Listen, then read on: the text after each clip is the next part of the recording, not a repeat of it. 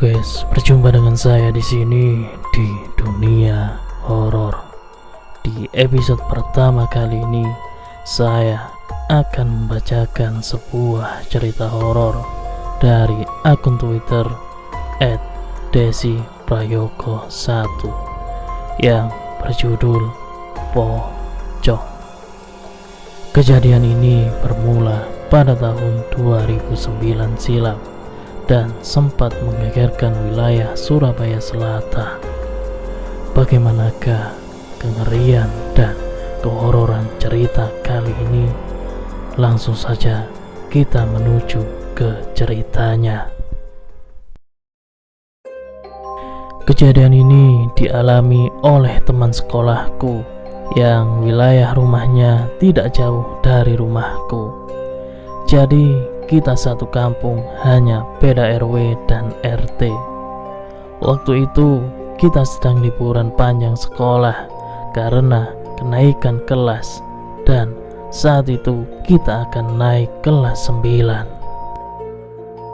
Pada saat itu juga terjadi suatu peristiwa yang cukup tragis. Kejadian ini lebih tepatnya terjadi di daerah dekat rumah temanku. Kenapa aku flashback ke cerita ini? Karena beberapa waktu lalu aku sempat main ke rumah temanku karena dia habis melahirkan, dan tanpa sengaja kita membahas hal itu. Sebut saja nama temanku Winda. Singkat cerita, kita kembali ke peristiwa tahun 2009 silam. Waktu itu kita digegerkan dengan penemuan mayat di daerah lapangan dekat dengan rumah Winda. Jasadnya hampir tidak bisa dikenali karena saking hancur mukanya, seperti habis dibenturkan ke batu beton. Bahkan sama sekali tidak ditemukan identitas apapun di dekat jasad tersebut, dan selain mukanya yang hancur, rambutnya juga seperti dipotong paksa karena terlihat dari bentuknya. Jasad ini seorang wanita ditemukan dalam keadaan telanjang dan hanya ditutup daun pisang di area kemaluannya.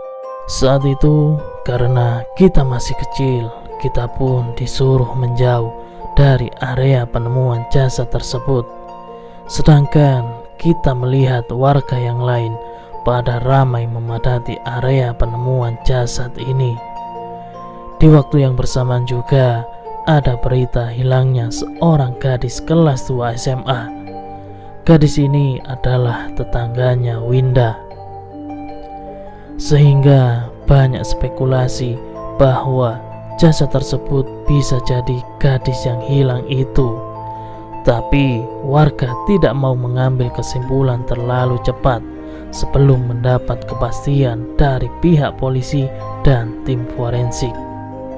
Sempat terlihat keluarga gadis yang hilang juga ada di lokasi tersebut dengan mimik muka sedih. Aku bisa membayangkan bagaimana terpukulnya orang tua gadis yang hilang itu jika jasad yang tergeletak di tengah-tengah lapangan itu adalah putrinya. Bahkan kata Winda, gadis itu adalah anak tunggal. Tapi sepertinya keluarga itu masih berpikir positif bahwa itu bukan putri mereka. Kita panggil aja nama gadis yang hilang itu dengan nama Puput. Kembali ke cerita. Lokasi di lapangan ini sudah tidak kondusif lagi. Bahkan banyak orang yang datang dari kampung lain hanya untuk melihat jasad itu. Beberapa lama kemudian datanglah polisi dan ambulan ke tempat itu. Setelah polisi memasang garis polisi, mereka membawa jasad tersebut ke rumah sakit untuk diautopsi lebih lanjut. Sedangkan polisi meminta beberapa keterangan dari saksi-saksi yang menemukan jasad itu pertama kali. Sampai-sampai kita juga ikut ditanyai oleh bapak polisi. Setelah dirasa keterangannya sudah cukup, para kerumunan polisi itu pun pergi meninggalkan lokasi yang masih dipasang garis polisi, dan bahkan masih tercium anyir meskipun sudah disemprot-semprot dengan petugas rumah sakit yang ikut hadir mengamankan jasad tersebut. Fast story, saat itu kurang lebih pukul 18.00, aku berniat pamit ke orang tua Winda untuk pulang karena sudah malam dan pacarku juga sudah jemput. Tapi tiba-tiba dari arah luar terdengar ada suara-suara orang yang menangis histeris sampai pacarku teriak-teriak panggil namaku. Akhirnya aku, Winda, dan mamanya Winda keluar ke depan. Kebetulan di rumah hanya ada Winda dan mamanya, sedangkan kakaknya Dinas dan papanya Winda sudah meninggal dunia. "Ada apa, Wisnu?" tanya mama Winda ke Wisnu, pacarku saat itu, tapi sekarang kita punya masa depan masing-masing. "Entah tapi aku dengar polisi itu bilang kalau jasad yang ditemukan tadi pagi adalah anak bapak yang itu," menunjuk ke arah bapak yang anaknya hilang dan tidak lain adalah tetangga Winda yang rumahnya pas di sebelah lapangan. Kata Wisnu yang membuat kita bertiga kaget sekaget-kagetnya. Bagaimana bisa anak sebaik Mbak Puput bisa dibunuh dengan sekeji itu? Kayak di luar logika aja ada orang sejahat itu ke Mbak Puput. Karena mengingat semasa hidup almarhumah Mbak Puput ini terbilang anak yang sopan, baik dan ramah banget. Aku yang baru main ke daerah rumah Winda udah tiba-tiba akrab aja. Memang sesupel itu orangnya. Jadi saat ada kejadian kayak gini kita kaget banget. Mama Winda pun keluar rumah lalu menghampiri keluarga Mbak Puput untuk sekedar menenangkan sambil bertanya kepada Pak Polisi itu kenapa bisa membuat spekulasi bahwa itu benar-benar Mbak Puput. Ternyata saat warga yang menemukan jasad itu pertama kali teriak-teriak sampai membuat warga berhamburan datang ke lokasi. Bapak Mbak Puput sudah memiliki firasat tidak enak saat hendak menghampiri lokasi penemuan jasad tersebut. Karena malam sebelum penemuan jasad tersebut, Bapak Mbak Puput sempat bermimpi kalau anaknya datang sambil menangis dan memegangi kepalanya yang sudah robek lalu penuh darah bercucuran. Bahkan setelah mengalami mimpi tersebut, beliau tidak bisa tidur sampai pagi kejadian ini terjadi. Jadi Bapak Mbak Puput ini memutuskan untuk ikut ke rumah sakit saat polisi ingin membawa jasad tersebut dan meminta untuk cek DNA, hanya sebatas memastikan itu Mbak Puput atau bukan. Berat sekali Bapak Mbak Puput ini mengambil keputusan itu, tapi daripada penasaran, ya udah gak apa-apa pikirnya. Entah gimana ceritanya, tiba-tiba sore itu polisi datang kembali ke sini dengan membawa berita seperti itu. Berita yang membuat hampir semua warga tempat tinggal Winda shock, seperti tidak percaya. Dan begitu pula dengan aku yang rasanya kayak mimpi dapat berita itu. Harapan keluarga Mbak Puput yang berharap Mbak Puput pulang dengan kondisi baik-baik saja sirna seketika. Terlihat wajah sedih orang tua Mbak Puput. Ibunya pun sampai pingsan berkali-kali saking syoknya dan rasa kehilangan yang sangat dalam. Wajar karena anak semata wayang. Oh iya, aku akan ceritakan sedikit kronologi hilangnya Mbak Puput. Jadi tepatnya 3 bulan sebelum jasadnya ditemukan di lapangan, Mbak Puput sempat dikabarkan hilang. Awal ceritanya dia pamit untuk mengerjakan tugas sekolah, tapi sampai malam tidak kunjung pulang. Orang tua Mbak Puput tidak berpikir yang aneh-aneh karena mereka pikir Mbak Puput tidur di rumah temannya. Mungkin sudah larut malam, jadi Mbak Puput memutuskan untuk pulang besok paginya aja. Kejadian Mbak Puput yang izin nginap di rumah temannya itu juga sama dengan ditemukan jasadnya, yaitu hari Sabtu. Tapi sampai Minggu pagi Mbak Puput tak kunjung pulang ke rumah. Saat itu ibu Mbak Puput sangat khawatir. Lalu bapaknya memutuskan untuk menjemput ke rumah temannya itu. Betapa kagetnya bapak Mbak Puput setelah mendapat kejelasan dari temannya itu bahwa Mbak Puput sudah pulang sejak Sabtu sore. Temannya sempat menawarkan untuk mengantar pulang, tapi ditolak Mbak Puput. Jadi Mbak Puput lebih memilih naik angkot. Itu belum ada ojol, ya HP juga masih Nokia yang beken saat itu. Jadi belum ada WA kayak sekarang. Bapak Mbak Puput coba telepon ke HP-nya, tapi tidak aktif. Semakin was-was pikiran bapaknya Mbak Puput, karena apa yang terjadi saat itu bukan sifat Mbak Puput banget. Meskipun Mbak Puput orang yang ramah, tapi dia tipe orang yang introvert. Jadi nggak mungkin kalau gak sampai pulang ke rumah. Bahkan orang tua Mbak Puput juga bilang kalau anaknya itu tidak pernah mau pacaran sampai dia bisa cari uang sendiri. Setelah dicari ke sana ke sini, tapi hasilnya nihil. Orang tua Mbak Puput pun pasrah.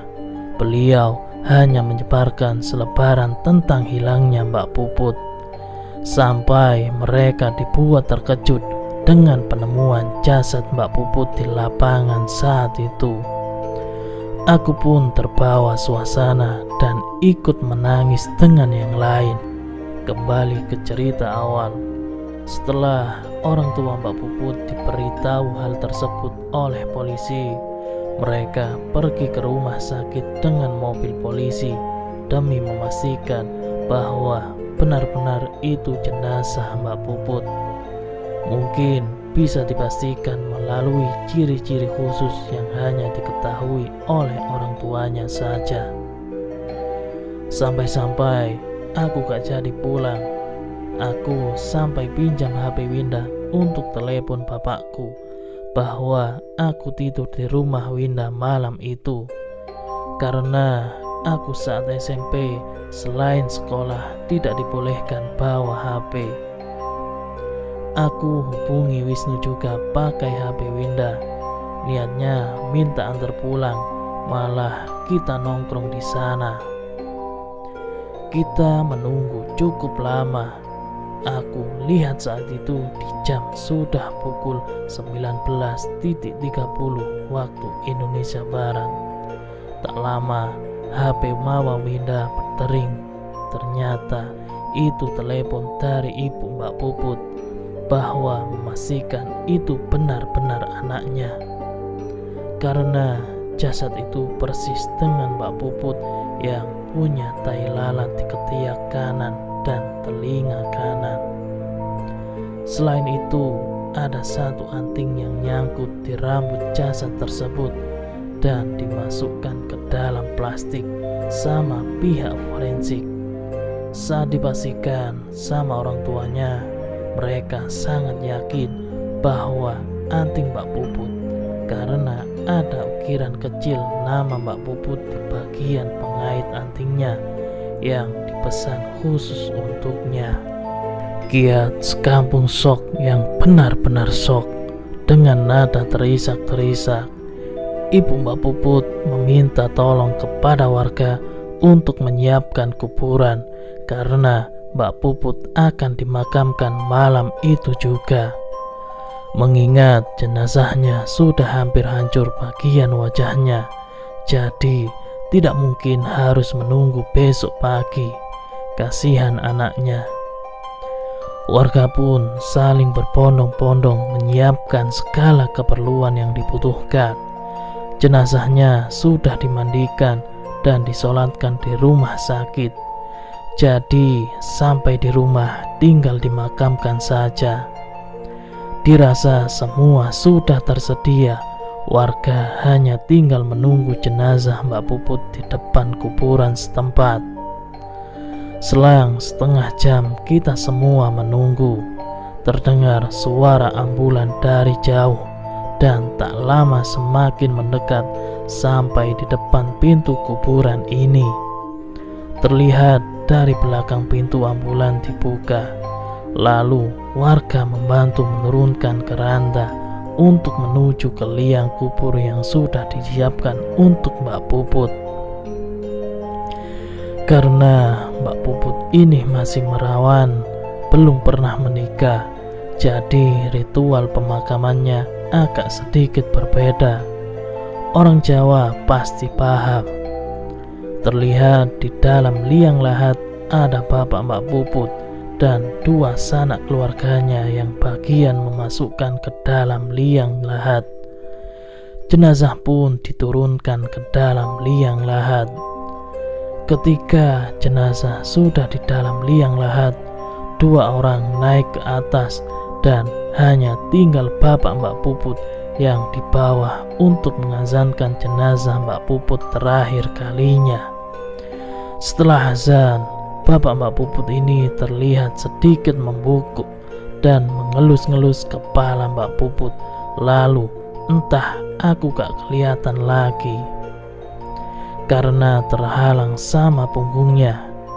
Tak lama jenazah ditutup kayu papan lalu ditimbun tanah, dan kita semua mulai mendoakan Mbak Puput agar tenang di alamnya. Prosesi pemakaman pun sudah selesai. Sekarang kita ramai-ramai pulang ke rumah masing-masing karena sudah malam juga. Aku pulang bareng sama Wisnu, Winda, dan Mama Winda, dan orang tua Mbak Puput. Mama Winda dan Mama Mbak Puput ini cukup dekat karena mereka sama-sama dari kelompok ibu-ibu pengajian di masjid dekat rumah mereka. Aku lihat ibu Mbak Puput masih menangis, seakan tidak percaya dengan apa yang beliau alami. Di lain sisi, Mama Winda tak henti-hentinya coba terus menenangkan. Tak lama kita pun sampai di depan rumah Mbak Puput. Ibu Mbak Puput mengajak kita duduk sejenak. Karena kita merasa tidak enak hati, akhirnya kita memutuskan untuk mampir sejenak sekedar untuk menemani berbicara.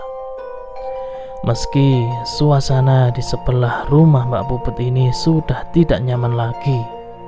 Yaps, lapangan tempat ditemukan jenazah Mbak Puput. Mana rumahnya Winda kalau dari arah makam harus lewati lapangan itu dulu. Aku gak bayangin rumah yang di depannya pas lapangan ini gimana rasanya. Bapak Mbak Puput menyodorkan teh manis dan gelasnya. Karena kita haus ya, akhirnya kita minum.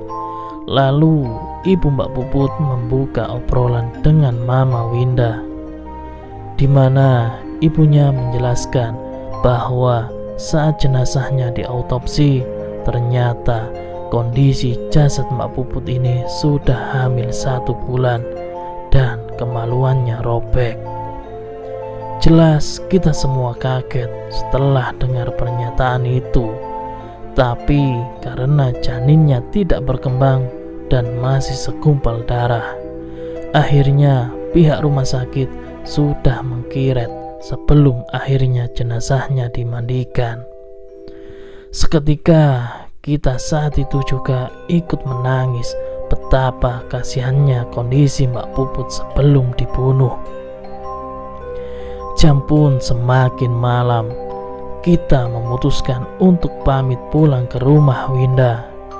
Saat melewati lapangan itu, kita berempat saling bergandengan tangan. Bahkan Wisnu yang letaknya pas di samping lapangan itu langsung lari sambil kita ikutin di belakangnya. Dan ternyata Mama Winda pun ikut lari juga. Saat sampai di rumah Winda, tiba-tiba Wisnu memutuskan untuk tidur di rumah Winda dan gak jadi pulang ke rumah. Mungkin dia parno. Mama Winda memberikan kita baju ganti, lalu kita pergi mandi dan bersih-bersih. Setelah itu kita memutuskan untuk tidur bareng di kamar Mama Winda karena masih parno. Malam itu berlalu begitu saja tanpa ada hal-hal yang aneh terjadi. Kita bangun di esok harinya dengan badan yang fresh. Saat selesai mandi, aku dengar dari arah luar rumah Winda ada Mama Winda dan beberapa warga lainnya yang ternyata mereka menyaksikan reka adegan penemuan jasad Mbak Puput kemarin. Cerita yang semalam diceritakan oleh ibunya Mbak Puput kepada kita ternyata diberitahukan lagi sama polisi saat reka adegan. Jadi awalnya yang taunya hanya kita, sekarang sudah terdengar di telinga semua orang. Kasihan banget pikirku, makam anaknya masih basah tapi warga sudah berbicara aneh-aneh. Aku dan Winda pun mendekati lapangan itu.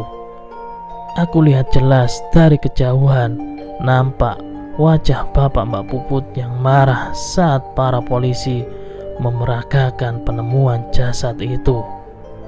Aku tidak tahu sebabnya, tapi yang jelas itu menimbulkan banyak pertanyaan untuk aku dan Winda. Tapi kita memilih tidak menggubrisnya. Saat asik melihat adegan konstruksi dari arah belakang, ada suara Wisnu yang teriak-teriak keluar dari dalam rumah Winda. Aneh, kenapa sama dia?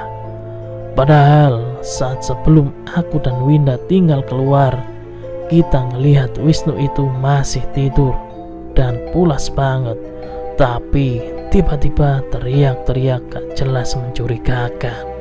Dengan wajah takut dan keringat dingin, Wisnu cerita bahwa saat dia tidur, tiba-tiba selimutnya ada yang narik dari bawah. Dia pikir aku atau Winda yang iseng, tapi kejadian itu gak berhenti-henti. Niatnya dia bangun pingin marah, malah dia ngelihat sosok pocong, wajah berlumuran darah. Sumpah, Wisnu aneh banget. Dia lihat gitu di rumah Winda dengan kondisinya masih pagi, masih pukul 8.30. Bayangin kalau cuma niat ngeprank, kok iseng banget pagi banget. Awalnya aku gak percaya, tapi setelah ngelihat ekspresi Wisnu, aku tiba-tiba yakin kalau anak ini benar-benar gak lagi bohong. Karena aku paham Wisnu, jadi kalau dia bohong pasti kelihatan. Apalagi ini ramai orang dan masih ada keluarga yang berduka. Masa dia setega itu bikin lelucon yang gak jelas? Mana dia keluar rumah masih pakai boxer. Entahlah, Tiba-tiba bapak Mbak Puput menghampiri Wisnu sambil bilang, "Di mana, Nak?" "Di mana apanya, Pak?" "Pocongnya." "Kalaupun benar ada pocong, terus mau diapain?" pikirku. Tapi sama Wisnu dikasih tahu posisinya. Setelah meminta izin ke mamanya Winda, beliau pun masuk ke dalam sambil diikutin beberapa orang di belakangnya. Sumpah ngaco banget bapak Mbak Puput waktu itu. Saat masuk ke rumah Winda, dia memanggil-manggil nama Mbak Puput. Ngapain juga? Kalau cari Mbak Puput kan bisa datang aja ke makamnya. Ngapain kesini coba? Atau jangan-jangan pocong yang dilihat Wisnu itu Mbak Puput? Kok bisa? Kenapa coba? Entahlah. Jujur, waktu itu aku masih bingung sama kelakuan bapak Mbak Puput ini. Tapi daripada aku kepo, akhirnya aku ikutin aja masuk ke dalam. Saat membuka pintu kamar tempat kita tidur semalam, ternyata tidak ada siapa-siapa. Tapi terlihat ada serpihan pasir di lantai dan kita semua kaget. Bapak Mbak Puput mendekati pasir itu lalu mengambilnya dengan tangan. Saat beliau bawa keluar, tercium aroma bunga yang biasanya kita beli saat ingin berziarah ke makam. Aromanya kuat banget. Kita semua makin dibuat kaget dan terheran-heran sampai gak bisa ngomong apa-apa saat itu. Setelah bapak Mbak Puput berlalu, Mama Winda pun segera membersihkan kamarnya, bahkan sampai dipel dengan air yang sudah dibacai doa dari ayat-ayat Al-Quran karena saking takutnya. Sedangkan Wisnu memintaku untuk pulang diantar dia, lalu dia juga pulang ke rumahnya. Aku pun mengiyakan kata-katanya. Di sepanjang perjalanan aku lihat Wisnu masih ketakutan.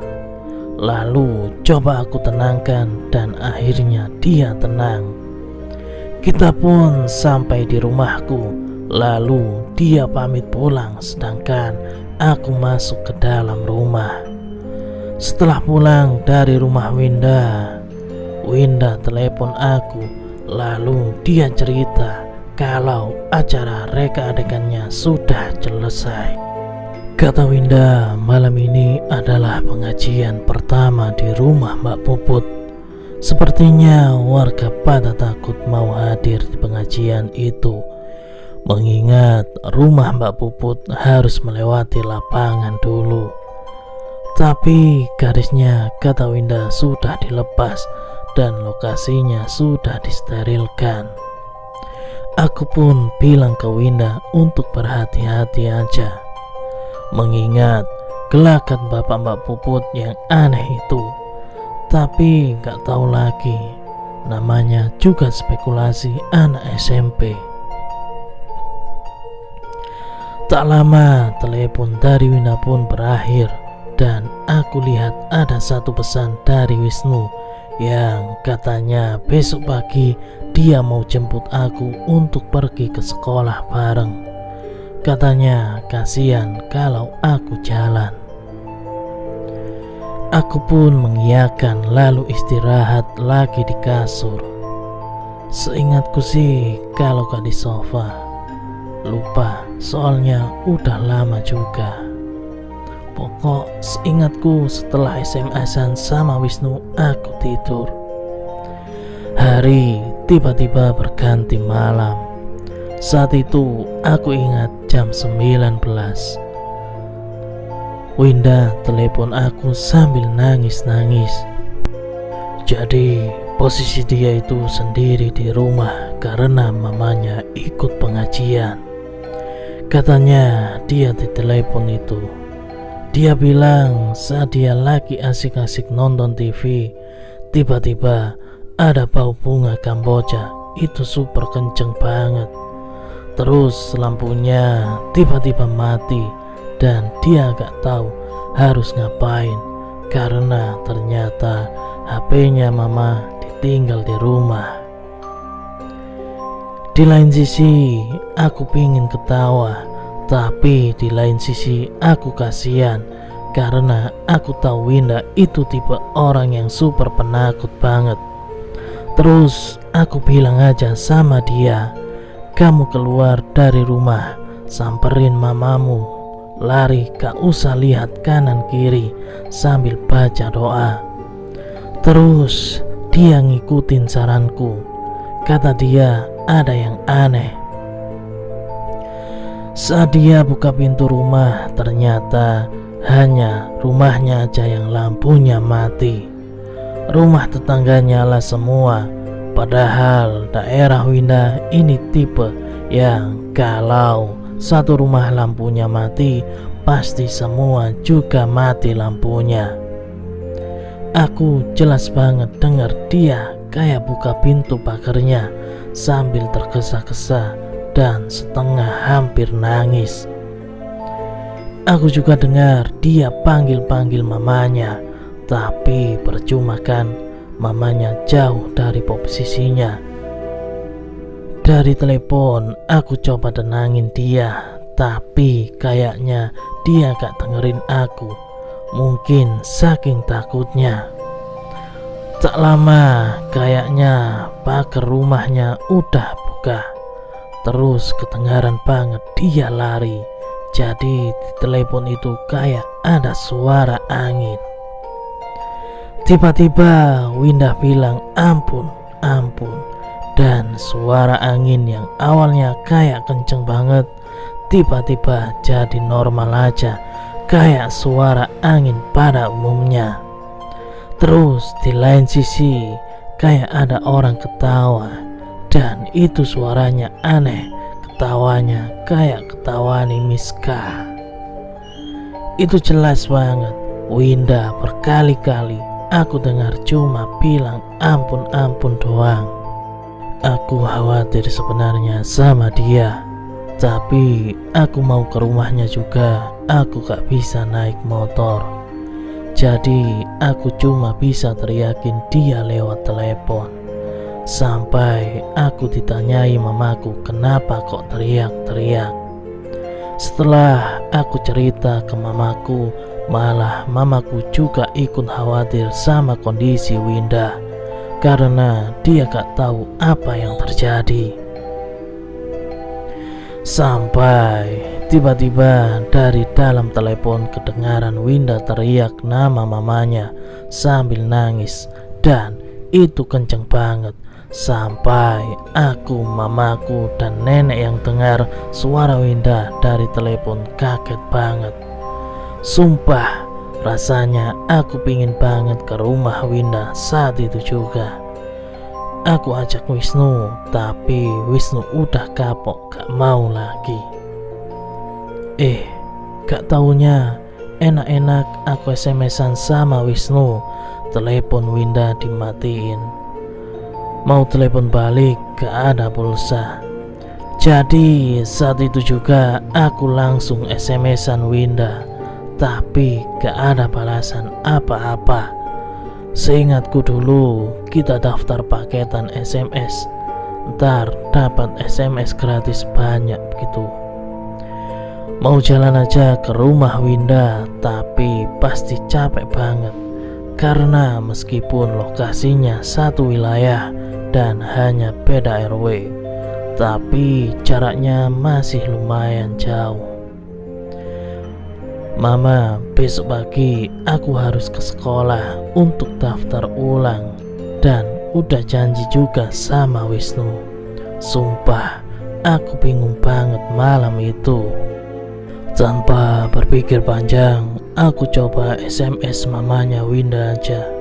Tak perlu menunggu lama-lama, Mama Winda akhirnya telepon aku, dan beliau bilang bahwa Winda sudah bersamanya. Tapi kondisi Winda masih super ketakutan. Setidaknya aku bersyukur Winda selamat gak kenapa-kenapa, dan aku sedikit lega. Setelah mematikan telepon, langsung aku cas HP-ku dan aku tidur. Alhamdulillah gak terjadi apa-apa.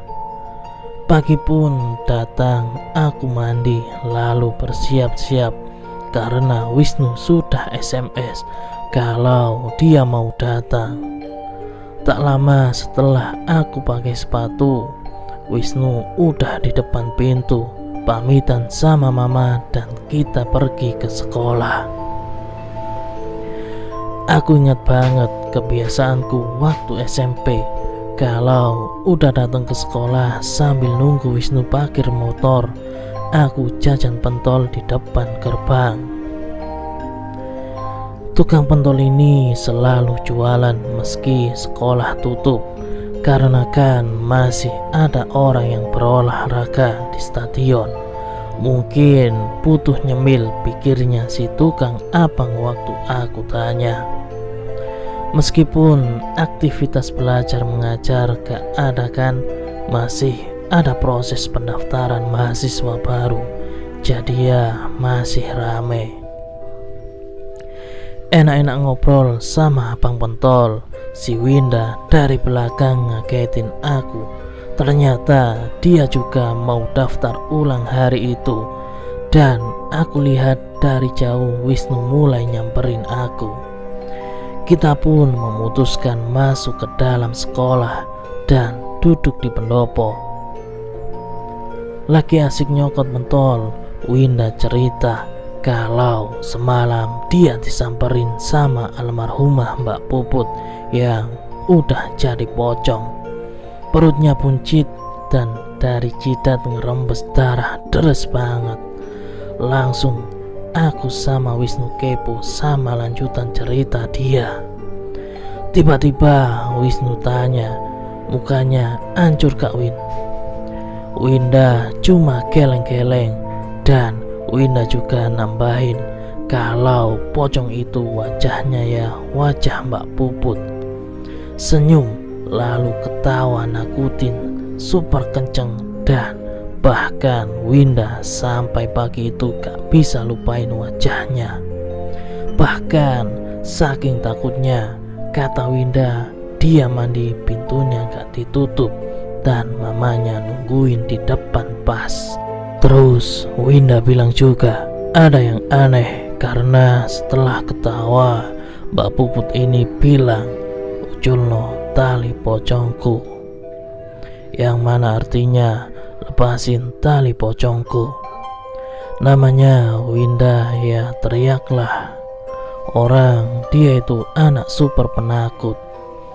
Aku gak kaget kalau kronologinya dia semalam sampai teriak histeris yang dilihatin kan Winda. Kalau aku mungkin gak pakai teriak, langsung pingsan. Terus gimana Win kelanjutannya? Tanya Wisnu penuh heran. Udahlah, jangan aneh-aneh. Maksudnya jangan dibahas terus, timpalku, karena jujur aku takut banget. Tapi si Winda ngelanjutin ceritanya yang super epic banget. Jadi pas waktu Winda teriak itu posisinya hampir dekat dengan lapangan. Tapi di tengah-tengah lapangan itu udah dihadang sama pocong Mbak Puput yang terlihat jauh, tapi semakin lama semakin dekat ke arah Winda. Setelah bilang minta dilepas tali pocongnya, Winda teriak dan tiba-tiba hilang gitu aja. Pas teriak, Winda langsung disamperin mamanya dan orang-orang kampung. Mereka bingung lihat kondisi Winda yang lemas. Setelah ditanya kenapa, akhirnya Winda cerita, tapi orang-orang gak percaya. Semua orang ngira Winda lagi ngigau saat tidur atau sebatas halusinasi. Alhamdulillahnya ada satu warga setempat yang tidak ikut pengajian karena orangnya beragama Kristen.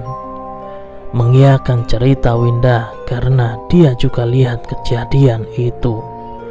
Rumah orang ini pas di sisi lapangan sebelahnya. Jadi antara rumah Mbak Puput dan orang itu dipisahkan sama lapangan saja. Kata Winda saat orang itu mau tutup gorden kamarnya. Jadi kamar orang ini di lantai 2. Orang ini ngelihat dari jendela kacanya Winda lagi berdiri mematung gak jelas di jalan. Karena orang ini ngelihat jalan sepi, dia gak berani keluar rumah. Jadi hanya sebatas mengamati dari kaca jendelanya doang. Karena orang ini merasa janggal sama perilakuku, dia coba ngelihat dari arah berlawanan.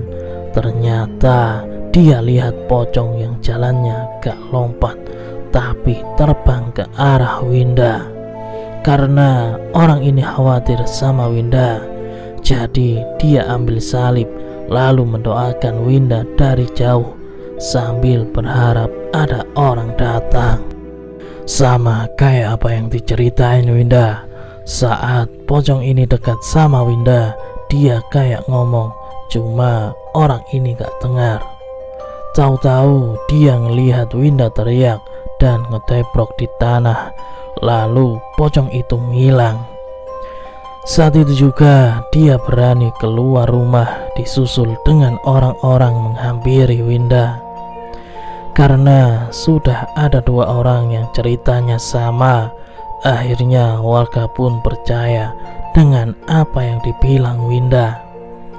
Tapi ada satu pertanyaan, apa tali pocong Mbak Puput belum dilepas saat dimakamkan?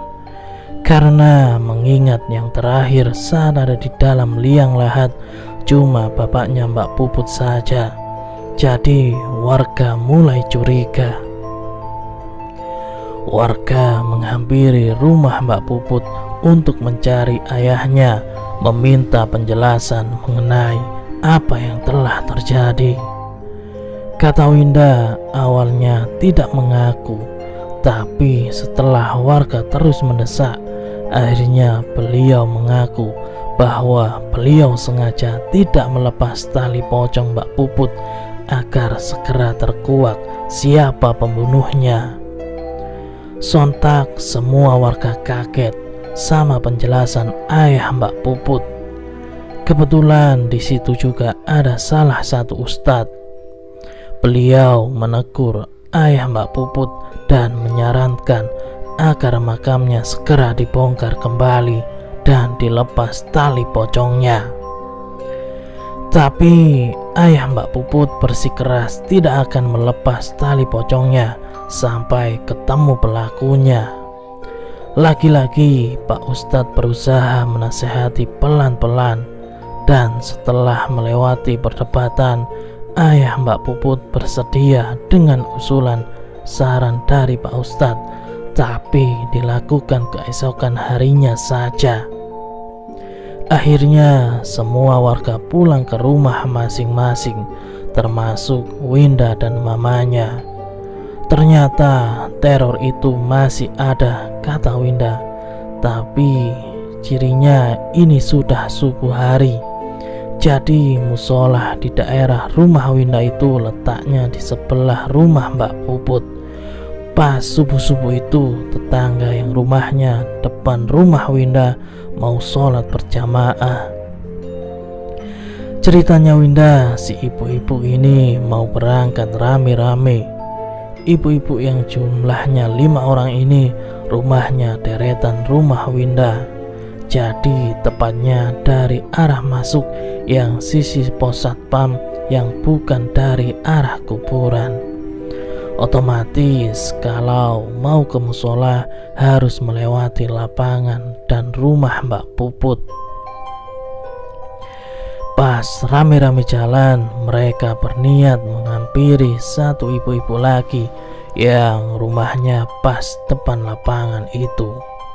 Sebenarnya mereka takut, Tapi ya mau gimana, kan udah janjian. Lah, saat si ibu-ibu ini sampai di rumah ibu yang mau dihampiri ini, bulu kuduk mereka semua berdiri. Dan menurut cerita, hawanya jadi dingin banget. Mereka buru-buru pencetit tombol lonceng rumah si ibu ini, tapi gak ada sautan. Tiba-tiba dari arah berlawanan mereka dengar bunyi duk, duk, duk. Seakan ada sesuatu yang dibentur-benturkan ke benda kayu. Mereka coba cari-cari sumber suaranya. Ternyata dari arah rumah Mbak Puput. Rumah Mbak Puput ini terlihat dari rumah si ibu yang dihampiri gak keluar-keluar itu. Dari jauh si ibu-ibu yang rame-rame mau pergi ke musola, tiba-tiba lari terbirit-birit balik masuk ke rumah masing-masing. Gegara mereka melihat pocong yang lagi duduk di bawah sambil ngebenturin kepalanya ke pintu. Mereka akhirnya gak jadi sholat di musola. Paginya pas belanja, mereka pada ngegosip hal yang terjadi tadi subuh ke ibu-ibu yang lain. Sampai terdengar mamanya Winda dan diceritakanlah ke Winda. Ingat, ibu yang dijemput gak keluar-keluar. Ternyata ibu itu udah dengar saat nunggu di depan teras. Karena ibu-ibu yang lain lama datangnya, si ibu ini iseng lihat dari balik pagernya. Tiba-tiba dari arah rumah Mbak Puput ada pocong yang posisinya persis diceritain ibu-ibu tadi. Makanya ibu ini gak berani keluar rumah dan memilih gak jadi sholat berjamaah. Setelah cerita itu sampai ke telinga Pak RT, akhirnya Pak RT meminta agar segera dilaksanakan agar tidak meresahkan warga. Jadi bebarengan dengan Winda diantar mamanya ke sekolah. Warga sedang membongkar makam Mbak Puput untuk melepas tali pocongnya, dan yang melepas ya ayahnya sendiri. Setelah Winda cerita itu, dia dapat SMS dari mamanya. Katanya, alhamdulillah prosesnya berjalan lancar, dan katanya juga pelaku yang memperkosa dan membunuh Mbak Puput juga sudah ketangkap tadi subuh. Kita senang akhirnya kasusnya menemui titik terang, dan insya Allah Mbak Puput sudah tenang di alamnya. Pelakunya ada 6 orang yang memperkosa, 5 orang, dan yang membunuh hanya 4 orang. Karena saat membunuh 1 orang dari 5 orang yang memperkosa tidak mau ikutan dengan yang 1 orang lagi, hanya dijadikan joki untuk membuang jenazahnya saja. Motifnya hanya karena mereka nafsu melihat kecantikan Mbak Puput.